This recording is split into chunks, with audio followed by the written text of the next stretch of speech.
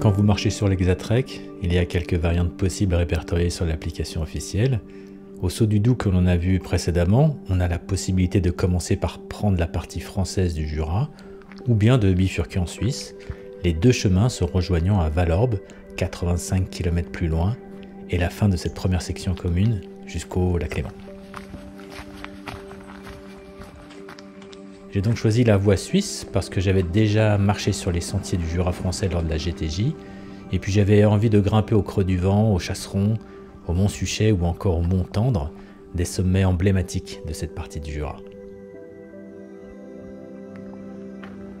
Je franchis enfin la frontière suisse, muni donc de ma pièce d'identité, et quand je rejoins le tracé de l'Hexatrek au pont de Martel, il ne me reste plus que 140 km que je compte réaliser en 5 ou 6 jours pour atteindre les bords du lac Léman à Nyon.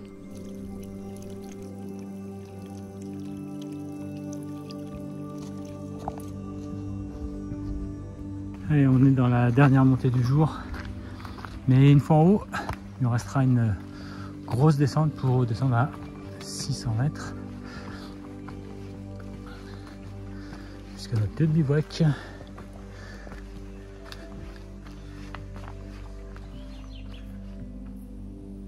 Voilà ce qui nous attend demain, juste en dessous des nuages. Il y a une sorte de cirque là. C'est le Creux du Vent. Donc demain matin, on va aller tout en haut.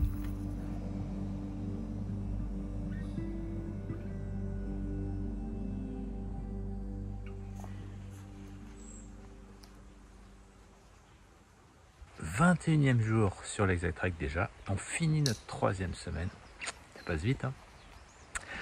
Sous ce soleil radieux de Suisse, où j'ai passé une très bonne nuit, un petit peu fraîche à cause de l'eau à proximité, mais bon, c'était sympa quand même. Aujourd'hui, au programme, le Creux du Vent, 800 mètres de dénivelé là, juste pour commencer, au petit-déj.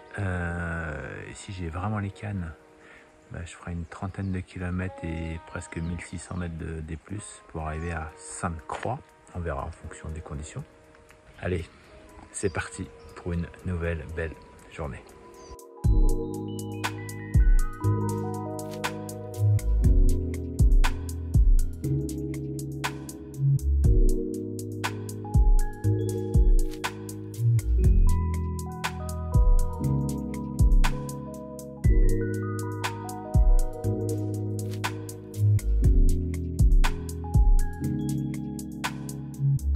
On est dans la dernière partie de la montée à le Creux du Vent, et c'est là où les pentes sont les plus raides. Forcément la caméra écrase comme toujours, mais je suis pas encore sur la pointe des pieds, mais ça devrait pas tarder.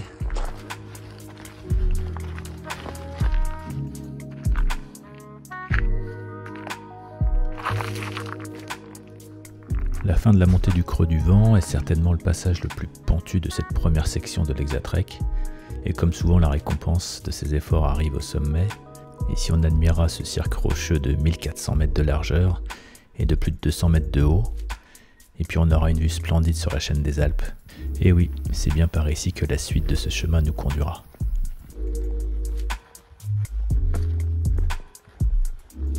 Le meilleur des repas du midi, sincèrement, moi j'aime bien, c'est faritas, de l'avocat et du Babybel.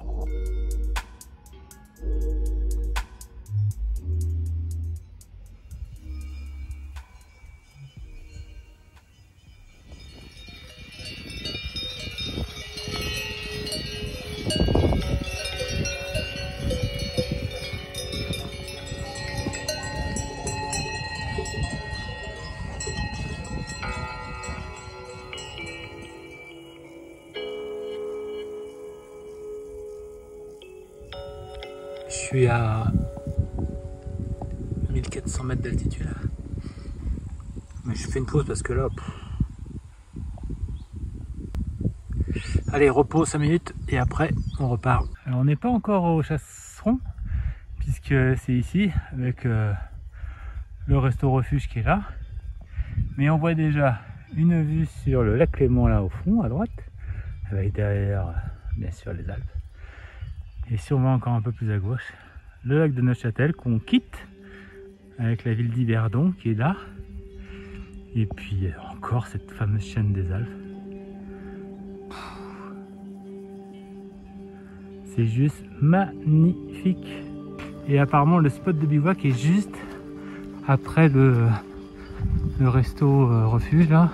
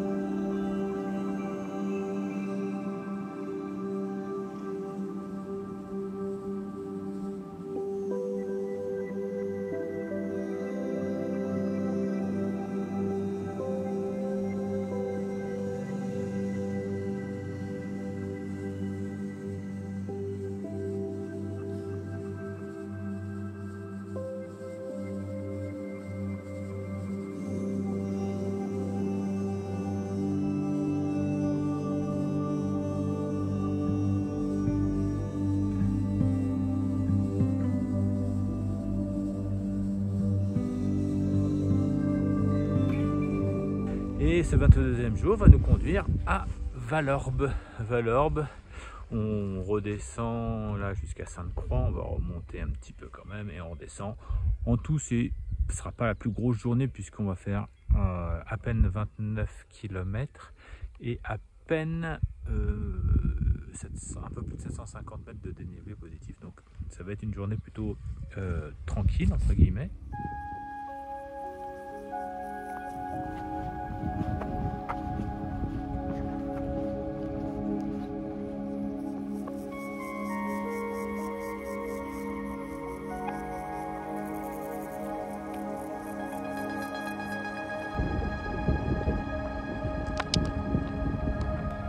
Ça passe une vitesse seule. Oh, je vous dis ça, j'ai un chamois juste devant moi. Oh, punaise.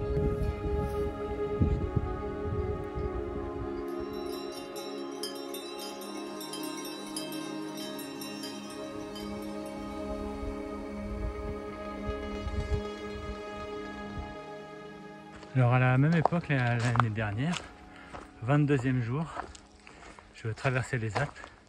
D'ailleurs, si vous n'avez pas encore vu la vidéo, bah, c'est ici. 22e jour, à peu près à cette heure-là, on rentrait dans Nice. Sacrée aventure l'année dernière. J'avais adoré, franchement, j'avais vraiment adoré. 22 jours, vous voyez, on n'est pas encore arrivé là à Nyon. Ce qui est normal, hein. Là il y a 670 km. La traversée des Alpes, je crois avoir fait 530, peut-être quelque chose comme ça. Mais malgré tout, il y avait 30 000 mètres de dénivelé. Et là, on en est à peu près à 20 000. Donc, ça fait quand même près de un tiers de moins. Oui, bien sûr, ça avait été plus challengeant physiquement le GR5 sur la partie alpine. Mais sincèrement, dans les Vosges et puis ici dans le Jura, il y a quand même quelques petites montées sympathiques. Il faut les faire, il faut les faire.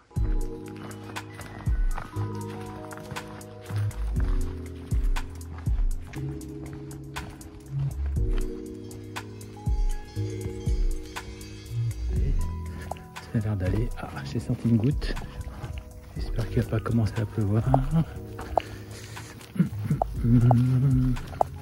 Bon, a priori, ils ont prévu de la pluie, mais que cet après-midi, hein, à partir de 4 h. Et là, il est même pas 11 h encore. Donc, je suis arrêté dans la montée du Fuchet parce que il pleut pas mal.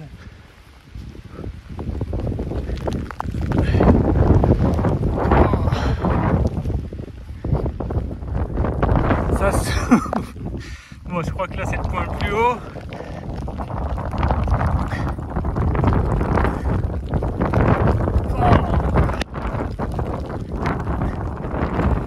Bon, je m'attarde pas trop. On va descendre tout de suite.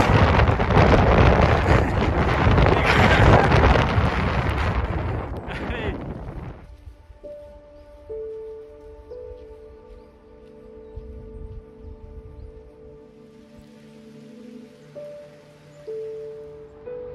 Enfin la pluie et le vent baissent d'intensité, alors je profite de la fin de cette étape en ralentissant le pas.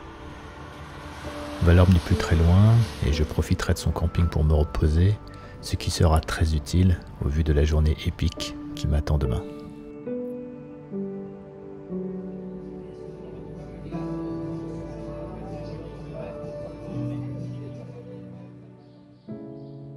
On monte 1000 mètres, un peu plus de 1000 mètres de dénivelé pour arriver au point le plus haut du Jura suisse qui est le mont Tendre. Après on naviguera, on sera un petit peu sur les crêtes et puis après on verra. On verra, soit je m'arrêterai dans ces eaux-là, ce sera une petite journée, soit c'est en fonction du temps. Je peux prolonger et bivouaquer je sais pas où. Puisque après le village où il y a un camping notamment, il est beaucoup trop loin, il est à 43 km, c'est Saint-Sergue. On verra ce que l'avenir nous réserve.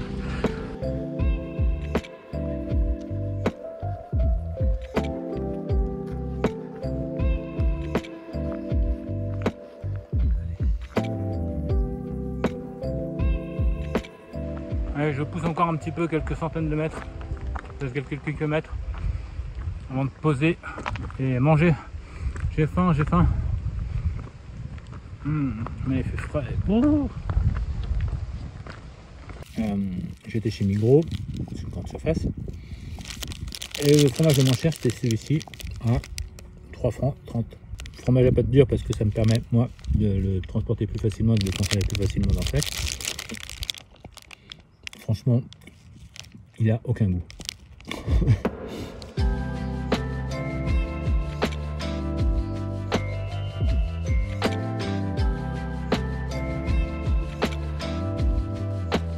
Ça avance plutôt pas mal, je suis assez content. J'ai aucune idée de savoir où je vais m'arrêter ce soir. On verra surtout en fonction de la météo et de mes jambes, bien entendu, et de mon envie aussi. Beaucoup de paramètres quand même.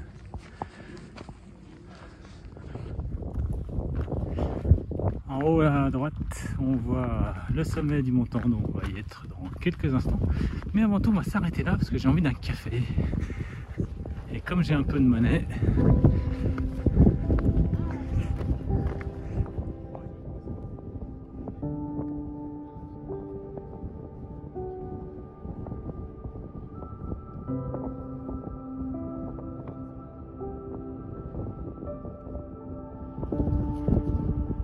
donc le mont Tendre correspond au point le plus haut du Jura suisse et donc le point le plus haut de cette première section de l'Exatrek qui fait les Vosges et les Jura. Bon, bah c'est fait, il reste plus que une petite cinquantaine de kilomètres. Ça s'en va pas, hein.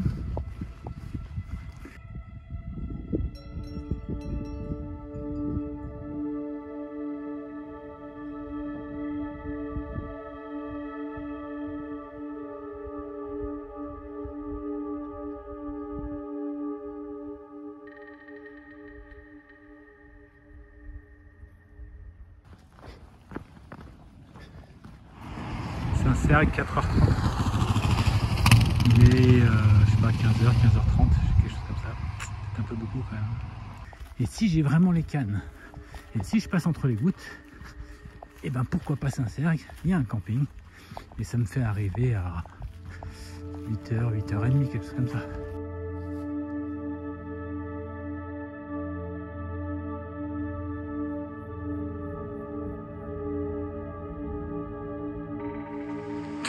Tout à coup il fait bien gris noir.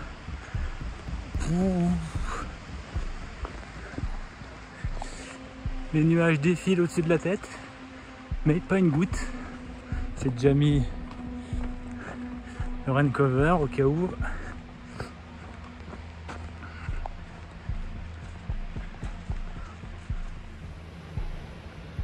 Et ça s'illumine derrière. Oh, oh.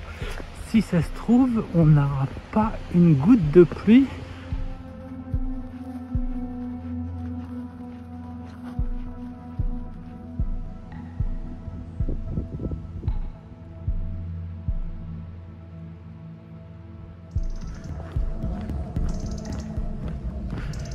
19h41. Je rentre dans Saint-Sergue. Donc c'est pas fini, il reste encore 2 km je crois en plus.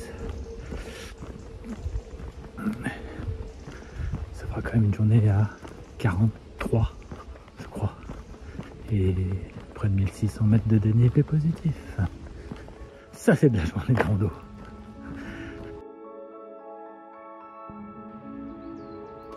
« 24e et dernier jour sur l'Exatrek. Je pars là du camping de Saint-Sergue dans 25 km à peine. On sera arrivé sur les bords du lac, les Monts Agnon. La seule difficulté, c'est, on va commencer là, c'est monter la Dole qui est à peu près 600 mètres de dénivelé, un peu plus haut. Et puis après, ce sera que de la descente pendant, je sais pas, 15 km. Mais bon, allez, il faut profiter encore de cette journée. Donc c'est parti pour cette nouvelle et dernière journée sur l'Exatrek.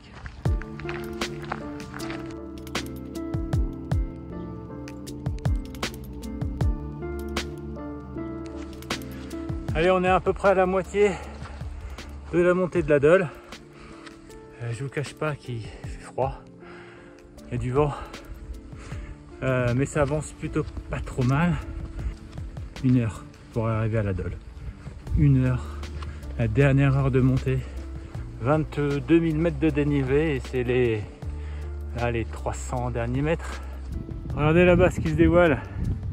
La grosse boule qui est en fait, je crois, un radar et une station météo. Ben voilà, c'est la Dole.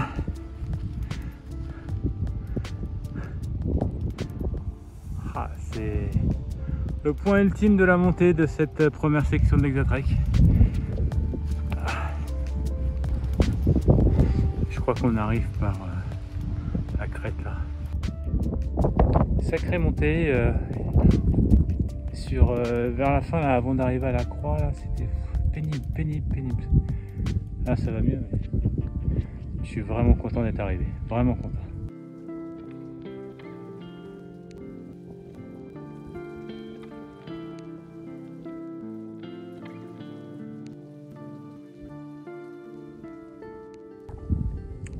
Ben voilà, ça y est, c'en est fini pour les montées maintenant. Le soleil est revenu, moi je dis c'est juste idéal. Tiens, regardez, on voit la Dole là, où on était il y a 10 minutes. Waouh.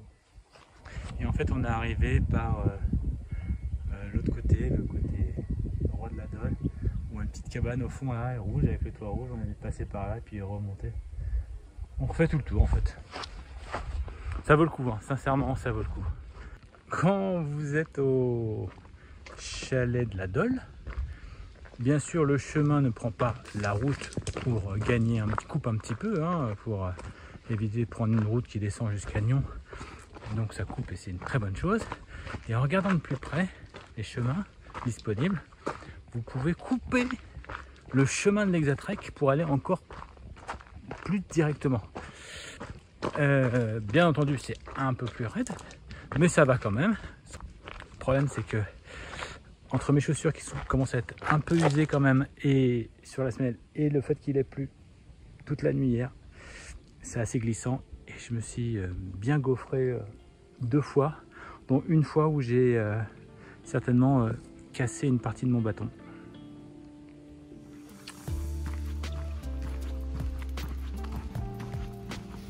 Il est midi, 1100 mètres de dénivelé négatif depuis le sommet de la Dole jusqu'à maintenant. Et maintenant ça y est, c'est tout plat, ou presque en tout cas. Et c'est parti pour un peu moins de 10 km, je pense que entre 9 et 10 km avant d'arriver au bord du lac.